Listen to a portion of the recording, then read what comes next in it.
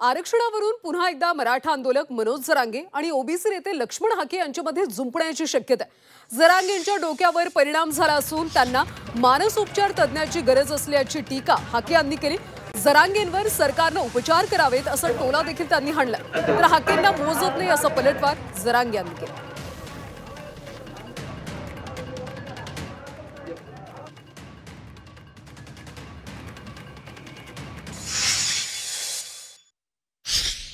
आणि जरांगेच्या डोक्यावर खरोखर परिणाम झाला आहे।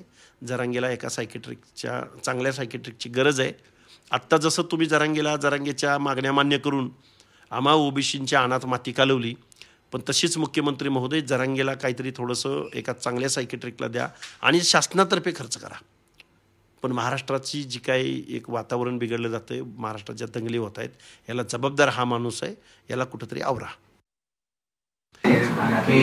EWS, SC, BC आणि आता ओबीसी एकाच समाजाला किती ठिकाणी आरक्षण देणार, तरी हा उठाव होत नाही। कोणाचे ही प्रश्न ना काही चरी जो बरोबर पटेल नाही थांब ना जरा असल्याला नाही मोजीत मी चल पण त्यांचा प्रश्न अरे दिलं ना उत्तर मोजीत नाही मी चल ओबीसी